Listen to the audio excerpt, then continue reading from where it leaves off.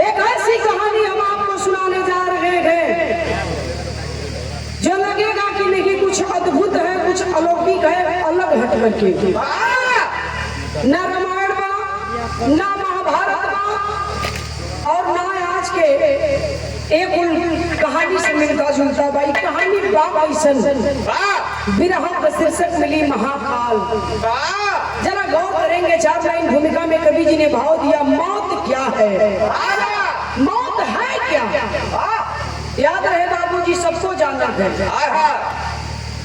किसी ने गाया था, किसी ने लिखा था कि सदा ना रहा है सदा ना रहेगा जमाना किसी का। मैंने बताया तो जरा गौर करेंगे भूमिका चार लाइन भाव।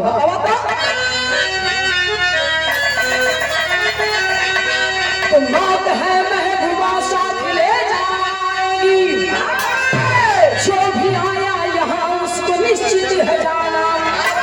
इस जगदीश को भी झुकाना पड़ा, आगे आगे चलता न कोई बहाना। कभी लड़ेगा तो हर हाल में रात होगी, सत्य नियमी प्रकृति का पुराना।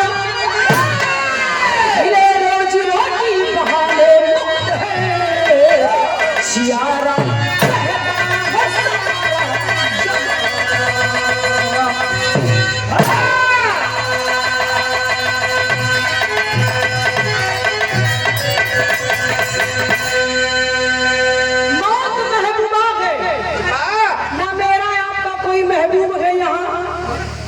अगर मौत दुनिया में अगर कोई महबूबा है तो वो है मौत।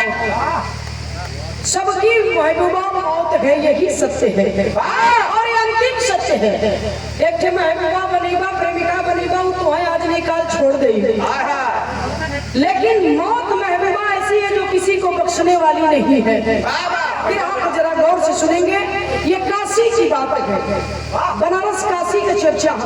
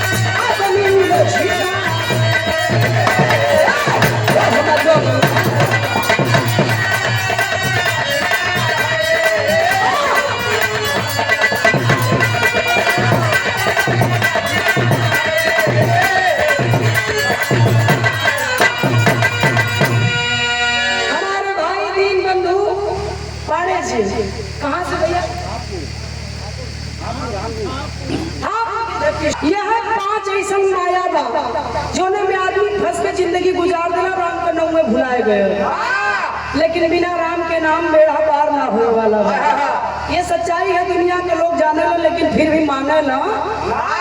जो जान गया वह मान गया, और जो जान कर भी नहीं माना तो भैया भगवान ने ऊपर नहीं पार करे। आइए मास्टर, कहानी शुरू हो गई। कहानी है कहाँ का?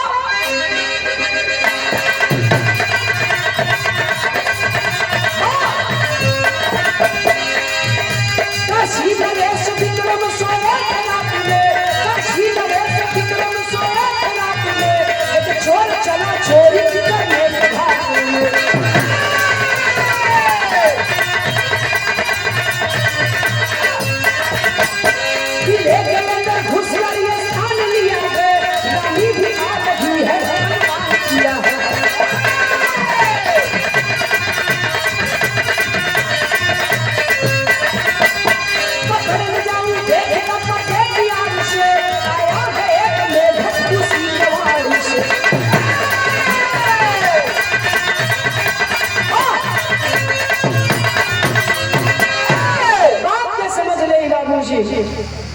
काशी नरेश विक्रम सिंह रात का टाइम अपने ही बनारस काशी के राजा विक्रम सिंह रात का टाइम में अपने सैन्य कक्ष में सुतल रहलन। रानी साहबा चली राजा के सेज के तरफ रात के समय बा। जैसन कि आप लोग जाना, पति पत्नी का रिश्ता होला, और ये रिश्ता ब्लड का नहीं होला, ये विश्वास का रिश्ता होला। विश्वास के डोर से पति पत्नी के रिश्ता बनेला, मजबूत होला। विश्वास का डोर तनिको कमजोर भइल तो रिश्ता डगमगा जाला बाबू, फिर ना चल पावेला। रानी चली राजा के सेज के तरफ। रानी के पिछवा पिछवा इतना बड़ा मेघ जोने समय भी सरवा सोनम नहीं करी है, पियर का कैसे बोलो ना वीरेंद्र, बता दा। पियर का मेघवा ये नहीं करी है सरवा सोनम में, और उन्होंने बोलो ना बड़ा बेसुरा। अब हम ना बता पाओ, वीरेंद्र बता दे।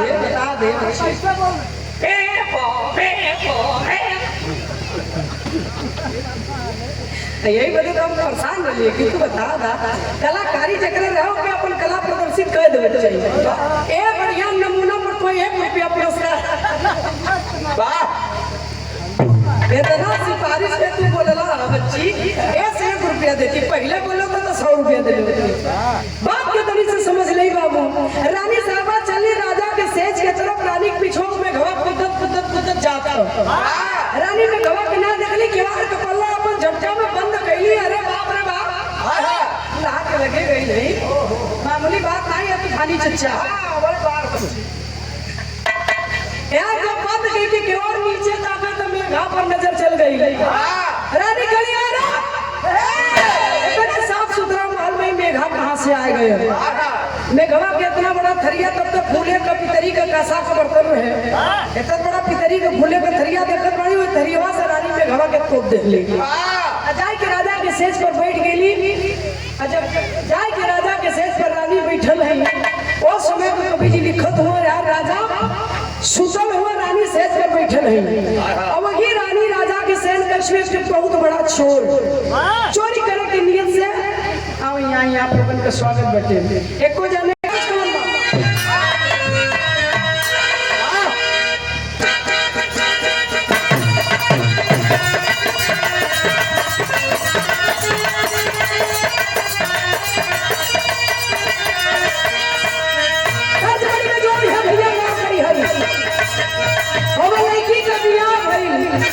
ससुरा गई माई पूछत का फोन मिला के, ए बेटी ससुराल में कैसे बाड़ू?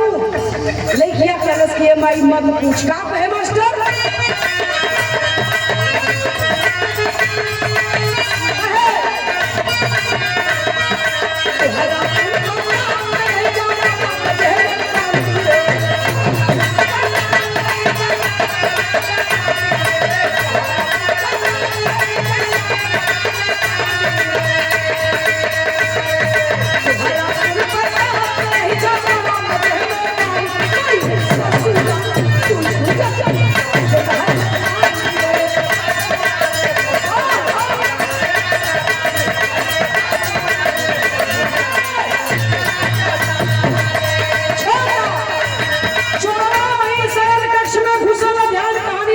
पे सारा नजारा चोरवा रानी के सेन में पर्दवा के आड़ में बैठल घाट लगा के राजा रानी सुन जाइए सारा माल लेके फरार हो जाओ।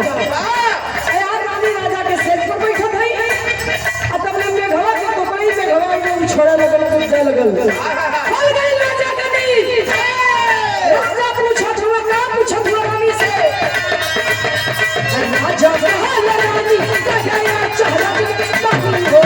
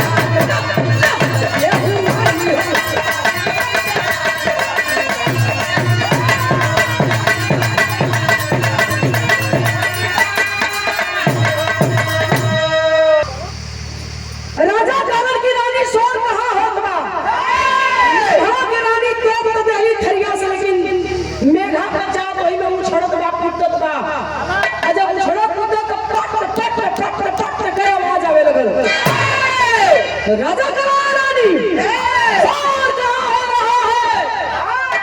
रानी कली राजा में घवा शरीर नीचे मेघा तोले हिला राजा मजाक मिला ये बाबू राजा कहा हे रानी हमारे तोहरे बीच में ही किसा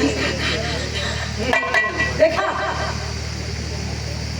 राजा कहा हमारे तोहरे बीच में ही रानी कली चुप रहता मजाक सूझा तो के रुपया का सवेरे के पहरे पैदल पता नहीं कहां से आ गए है। राजा कहा कि ना निर्दोष जीव को बंदी नहीं बनाया जाता है बापू जरा गौर करी हरी राजा कहा कोनो निर्दोष जीव के बंदी ना बनाया जाला अभी शिवा उस निर्दोष जीव को बाहर कर दो रानी कही हम ना जा या जान तो जाए के जा हम ना जाबो अस्कती रानी अस्कत के बैठली राजा चलला थरियावा को उठा दहलो थरियावा उठाई आए के बहरे कहे आई मेघवा को पकड़ के तब ने मेघा ना हो पंचो गेहूं कीड़ा बन के राजा के मौके पे डसले कहानी थोड़ा सस्पेंस में चली आप लोग गौर से सुनिया हमें उम्मीद है कि ऐसा बिरहा आप लोग ना सुने होगा। अब राजा के तुरंत गेहूं कीड़ा मन के काटले रानी धर्म संकट में घोर आश्चर्य रानी को रानी कही तो पहले मेघा भाई पूछे टाइम नहीं गेहूं कीड़ा राजा के बन के हमरे काटले अरे बाप रे बाप बिरहा में सोच छिले की मास्टर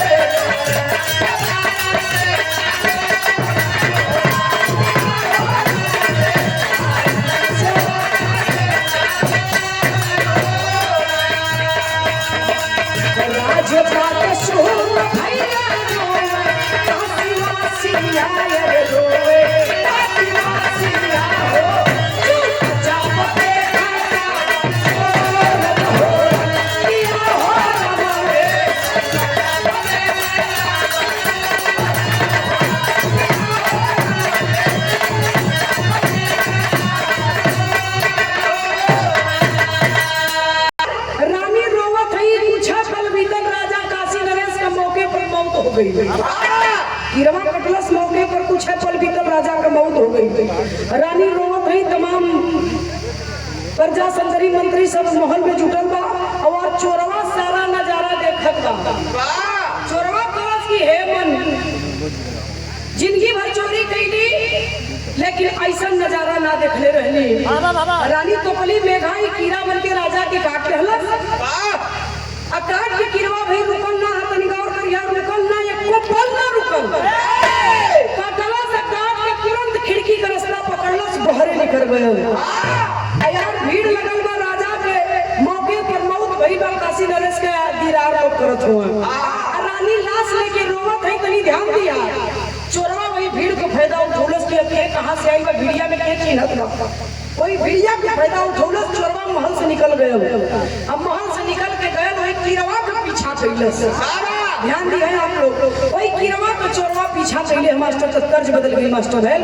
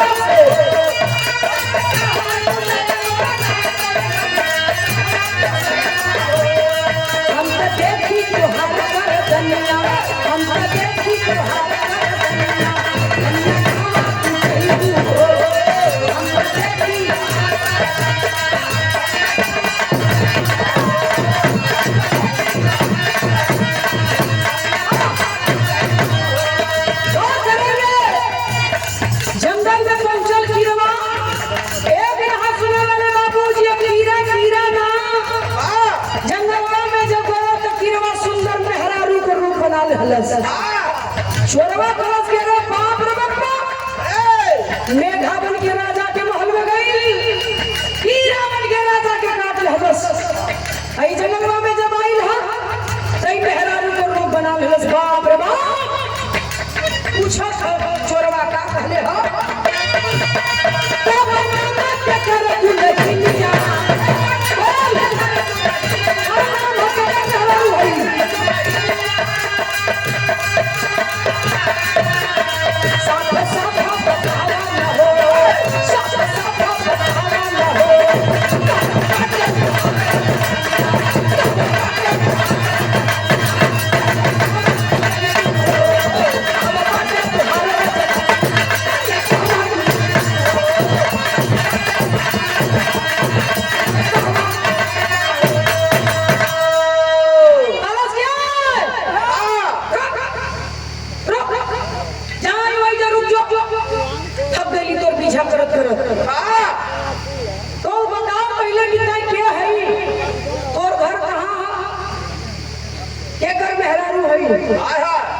कहाँ जात है बताए के कदम बढ़ाए नहीं गोर काट ले।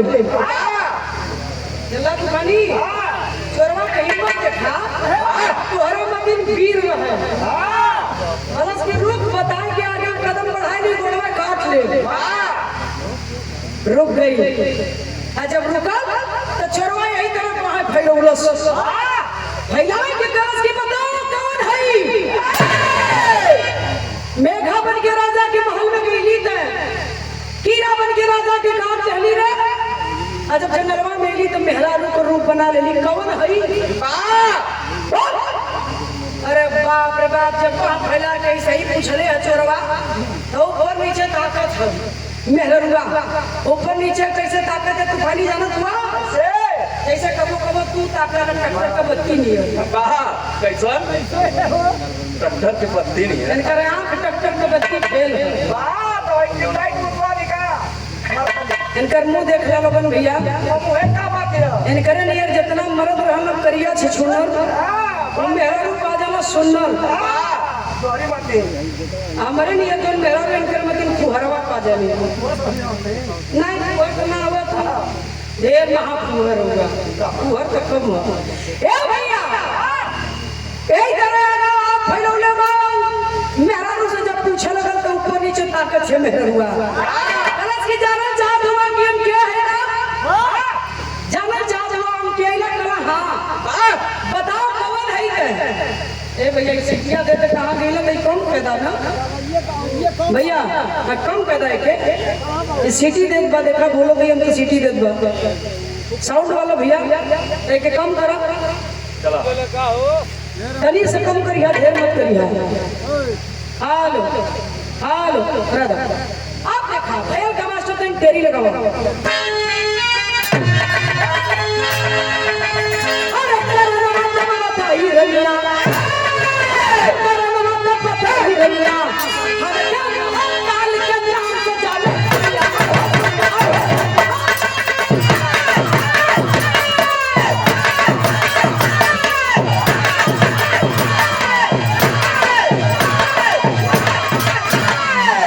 मादा की ढोलक फाड़ जाए काल फेर छवाई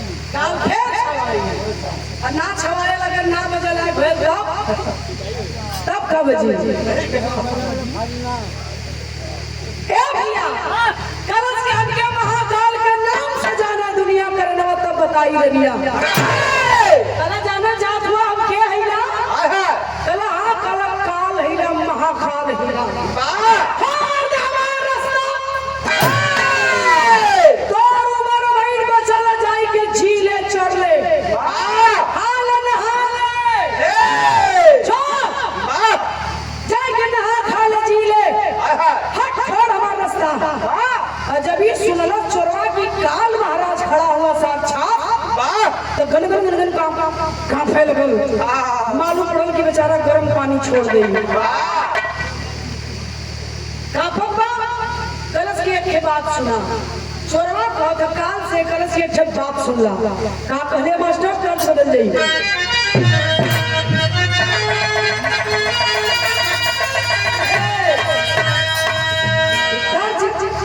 पहले के गवैया गौलों में गाय के शेखर गईलन तो गावा गाय के जा अरे सारा तो इटा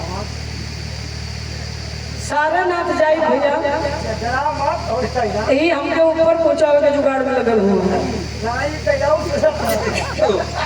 ऊपर सोचे तो उठाए जूतवा और ना ले जाओ कहे और सोचे नहीं महाराज वाला नया होगा तनी सुना एक गीत के पहले के गवैया गावे मास्टर बड़ा करेजा लगेला एक गीत के गावे में आजकल तो फुलझड़ी कुछ आई है बिरहा में भैया करेजावा निकल के फेंका जाई बहरे है यहाँ से पत्ती से बोले में ललकी बहरिया जाई ललकी चलना ई करेजा से कुल गीत होला एकरी खातिर करेजा चाहला 2.5 किलो दूध जरा के 1 लीटर करब तो के पी के पचाई कई कर्ज के गाई यहाँ 100 गरम पिया दवा तो छेर के गुट्ठी धरा दी है आजकल वाली शरीर खुराक में हो गया इस शरीर खुराक में अब ही भैया पद मनई नदी में पदिहर हुआ बतियौला अरे वाह चलना आवा भैया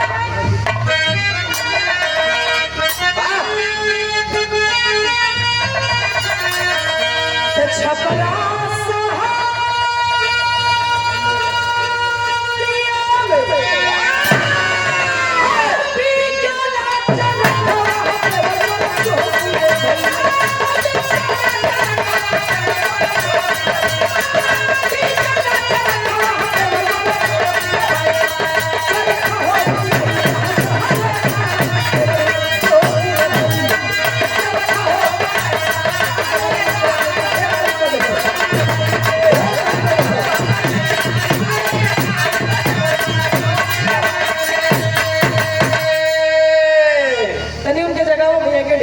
हल्का सा उठावा तनी ढेर मत कम करा करेजा निकल जाई एक गीत के गावे छपरा सहारिया में बिकेला चरखवा देवर मोर जोगी रे भइले चरखवा मंगा दा लहरेदार गिर भइले।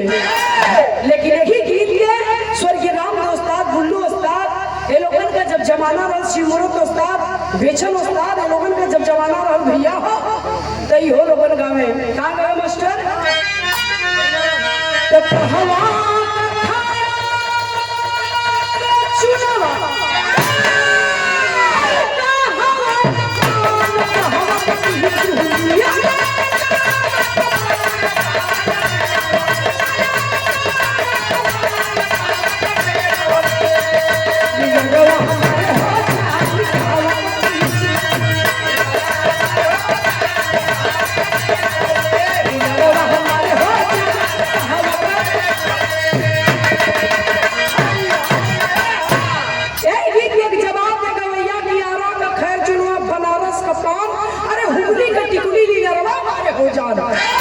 लेकिन एक लाइन हम गाइला बदल दे। देखा वो लोगन गाइला तो हमन नाम लेत है ना, कल हम हूँ ना रह। दुनिया चली गई, दुनिया से हम भी जाने वाले हैं, जाना तो है ही। तो हम हूँ काल जब ये दुनिया में न रही तो लोग कहे कि नीतू राज बनारस सारनाथ से रहली। एक गीत के गावत नहीं, वो ऐसे गावे। कैसे गावे? अटले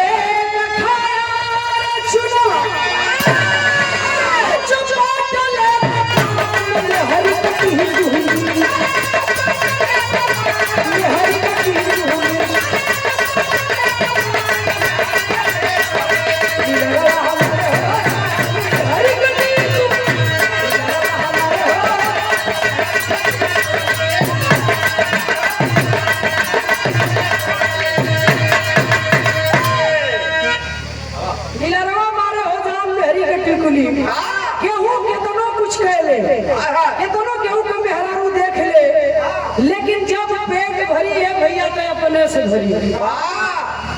आन के घरे का चटनी है तो अपन भर पेट भोजन है। कहल जाला कि नयान का रानी न अपन गाली हो भैया।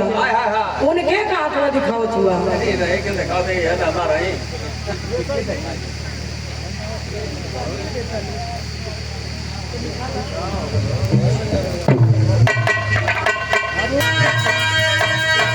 अरे रुकना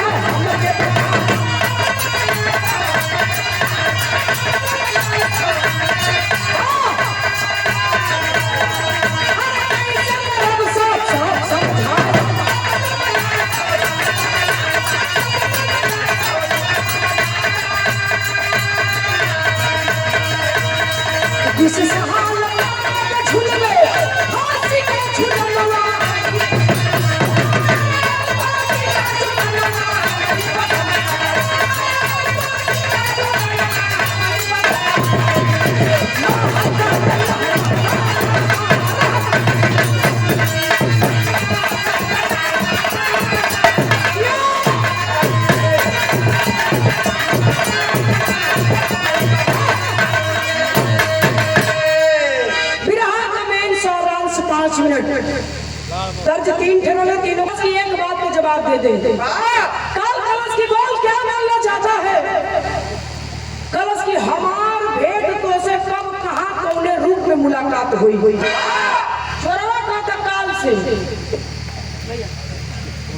तो से मुलाकात हुई कल 20 साल के बाद।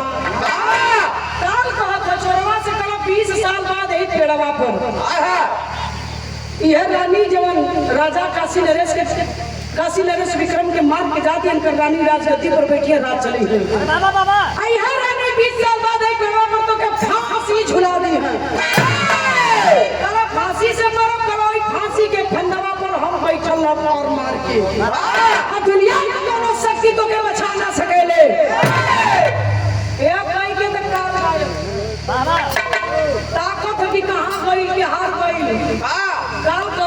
के निकल रहलस चोरवा कलश की हे मन यही पेड़वा पर 20 साल बाद हमें फांसी हुई तो देखा चलाक रहल चलाकी लगा दिलस तो कुल जगह चलाकी ना लगेले पॉपट लगा कि मां के घर से चोर बसा अरे परदेश देश को छोड़ दिया बाकी छिड़की रखी थी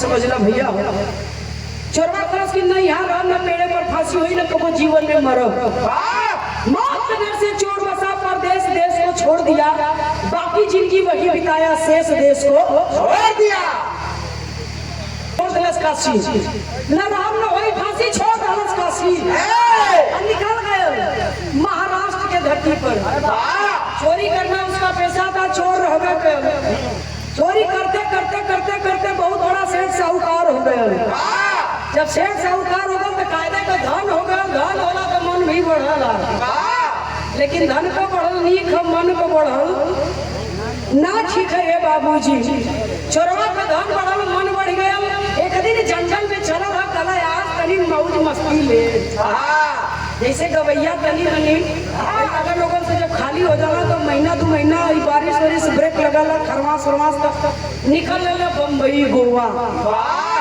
बम्बई का सैर करते करते गोवा और निकल गई एक आध महीना सर जी और अपन घूम टहर के समुद्र की लहर तो बम्बईयों में जाई कटका मिली निकल लेला वही तरह चोरवा कलश की हे मन चला बम्बई जब बम्बई महाराष्ट्र के धरती पर गए बतौली की चोरी करत करत बहुत बड़ा सेठ साहूकार एक दिन जंगल में गए सैर सपाटा कर घुमा टहरे और वही जंगलवा में एक मेहरारू से भेंट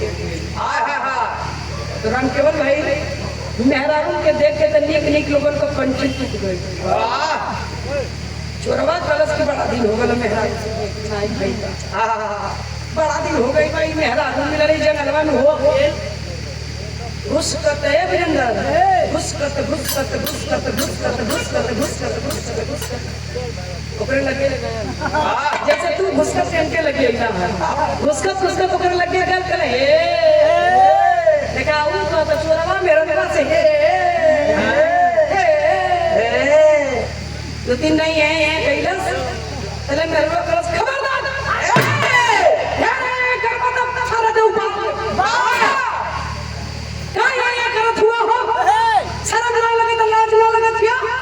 अभी सिट पिटाया बस यार गजब मेरा रुपा भाई बड़ा जोर दे मेरा रुपा कल कहा था मेरा था वो अरे मेरा रुपा देख ले खा अरे बहुत देख ले लेकिन तोहरे लिए ना देख ले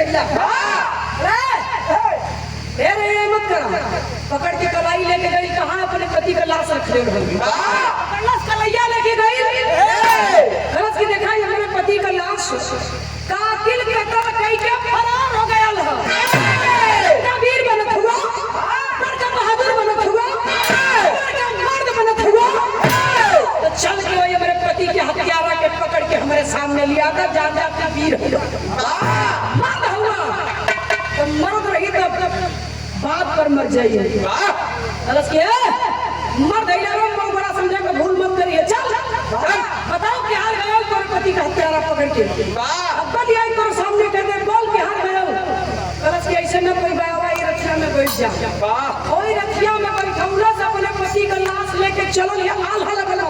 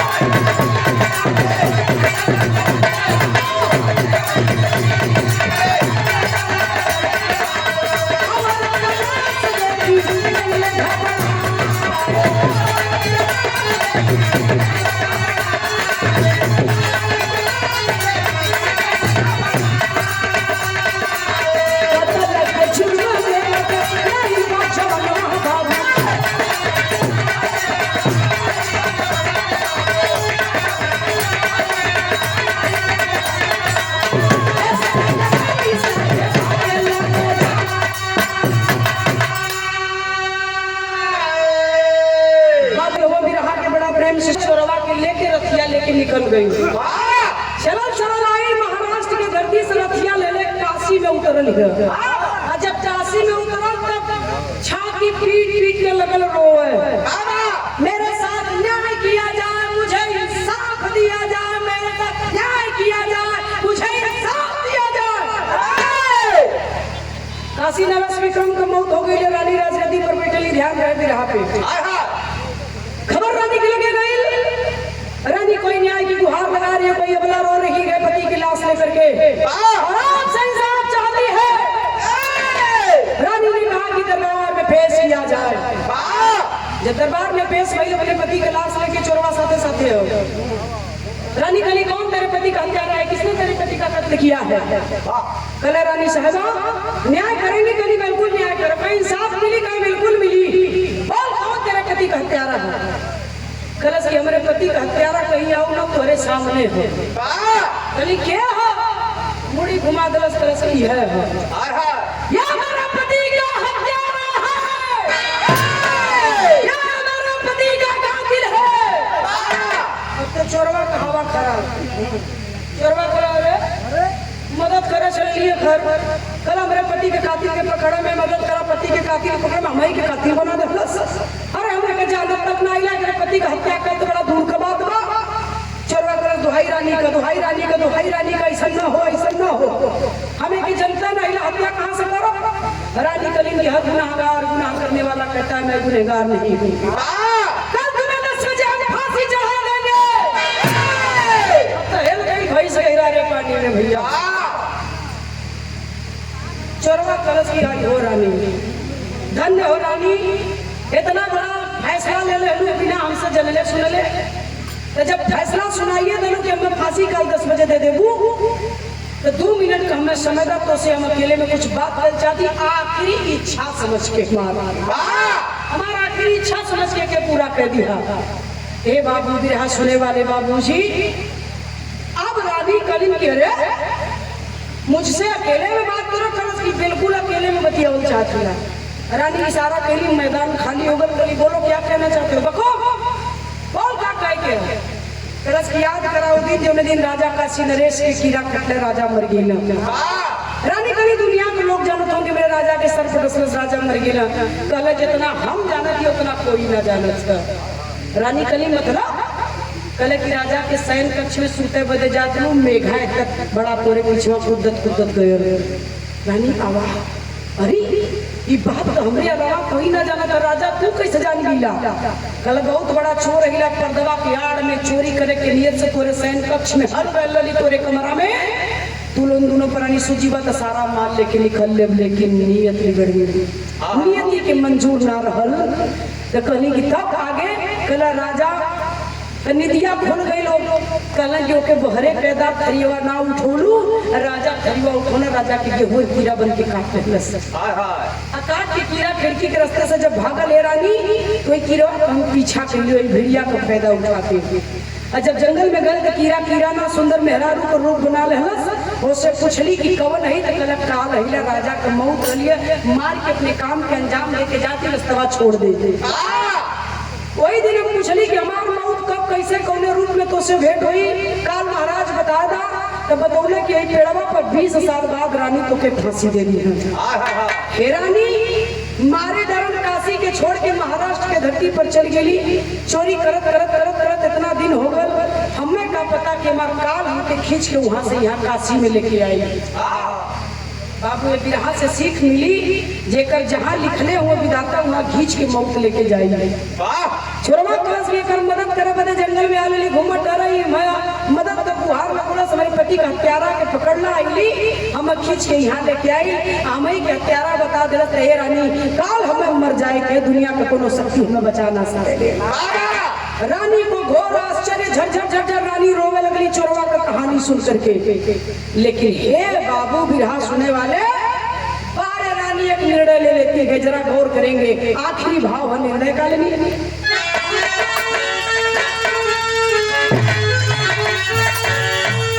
सुनिए रानी सब रानी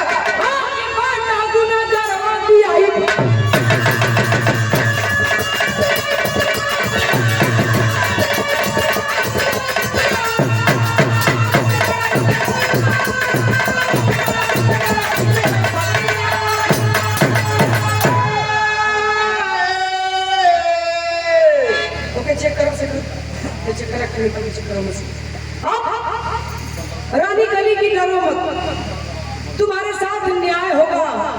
चोरवा कलश की का न्याय करबू रानी, जब फांसी का आर्डर दे दे लो तो का न्याय करबू।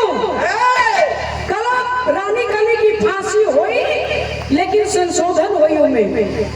कल कहाँ संशोधन करे, कच्चा धागा का फांसी का फंदा बनवाई। चोरवा कथा कि कच्चा धागा का फंदा तैयार करवाई। अब फंदवा टूट जाई तो जान बच जाई, हमार बात रह जाई, कोई हमके भी बनावे नहीं पाई दोषिया, बाकी बाटा बिना गरवा तो दियाई फसिया। चोरवा कलश धन्य हो रानी, जय हो रानी की, जय हो रानी की, जय हो रानी की। मने मने खुश बारे रानी, न्याय हो तो तोहरे जैसा न्याय करे वाला, न्याय प्रिय रानी हो, न्याय प्रिय राजा हो। गौर करी है, फांसी का फंदा कच्चा धागा का रानी जल्लाद से कह के वही पेड़े पर लटकवा दहली, जल्लाद पकड़ के चोरवा के लेके गई और डाल के फांसी का फंदा गले में रस्सा के खींच दहलन। जब रस्सा खींचना तो भैल का फांसी का फंदा कच्चा धागा का बनवली हो, अब हज पूरा करे खातिर चोर के झुलवली हो।